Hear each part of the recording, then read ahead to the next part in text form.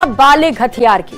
राजधानी जयपुर में एक बार फिर से 16 बाल अपचारियों ने आधी रात को भागने की कोशिश की, लेकिन कामयाब नहीं हो सके। अब तक की जांच में सामने आया कि वो फोन पर किसी से निर्देश भी ले रहे थे। क्या है पूरा मामला, इस रिपोर्ट में देखिए।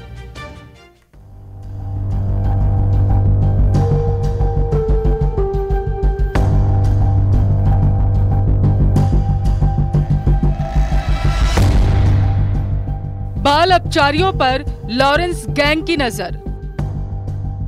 फिर बाल सुधार गृह से होने चले थे फरार। फोन पर मिल रहे थे निर्देश। आखिर कौन दे रहा था आदेश? कौन था सूत्रधार? राजधानी जयपुर के बाल सुधार गृह में बाल अपचारियों के भागने के मामलों में कमी नहीं हो रही है। एक बार फिर से राजधानी जयपुर में 16 बाल अपचारियों ने देर रात को बाल सुधार गृह से भागने का प्रयास किया।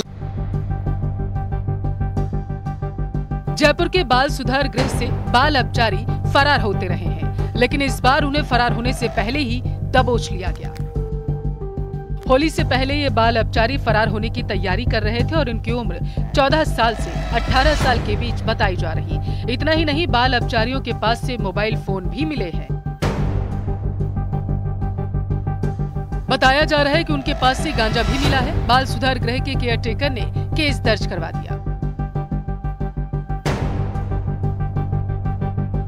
दर्ज रिपोर्ट के आधार पर जानकारी मिली है कि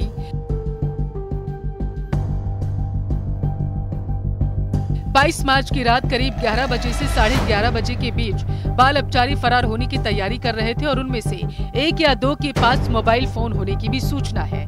वे बाहर लगातार किसी से संपर्क कर रहे थे, लेकिन इसकी सूचना बाल सुधार गृह में उस समय मौजूद स्टाफ को मिल गई और उन्हें तुरंत ही काबू कर लिया गया। सभी पर फरार होने के प्रयास का केस तो दर्ज किया गया, साथ ही सरकारी संपत्ति को नुकसान पहुंचाने, मोबाइल का इस्तेमाल करने जैसे केस भी दर्ज किए गए।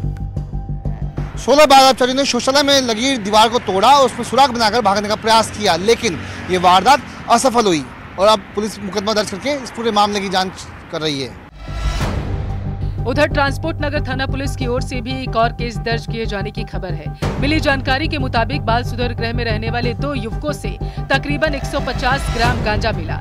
पता किया जा रहा है कि गांजा ये खुद इस्तेमाल करते थे या दूसरे बाल अपचारियों को भी बांटते थे। आपको बताते चले कि बाल अपचारियों पर अपराधियों की खास नजर है।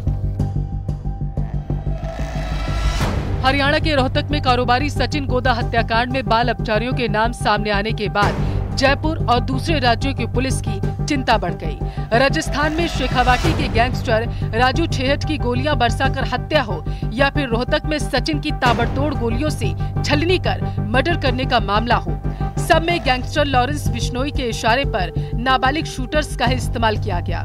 ऐसे में एक बात तो साफ हो चली है कि लॉरेंस गैंगवॉर में कत्लेआम के लिए अब नाबालिगों के जुर्म की दुनिया में एंट्री करवा रहा।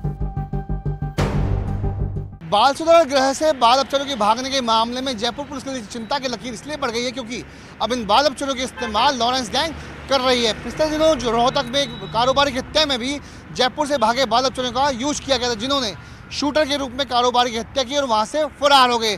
तो जयपुर पुलिस के लिए बड़ी चुनौती है कि आखिरकार इन वारदातों को रोके और किसी भी तरीके से इन बाल अपचारियों को लॉरेंस की गैंग के संपर्क में आने से तोड़े। कैमरा पर्सन दिलीप के साथ विष्णु शर्मा, न्यूज़ 18 राजस्थान, जयपुर। और अब बात भारत बॉर्डर पर पकड़े गए मोहम्मद दुलाल की, जिसकी हार्ट अटैक से मौत हो गई थी। आज उसके शव का जैसलमेर जवाहिर अस्पताल में पोस्टमार्टम हुआ। जैसलमेर प्रशासन और पुलिस ने बांग्लादेश के दूतावास को सूचना भी दी थी, जो बांग्लादेश में परिजनों को सूचना देंगे, फिर शव को भेजने या दफनाने पर विचार करेंगे। हालांकि पुलिस को संदिग्धों के पास से कागजात और सामग्री नहीं मिली थी।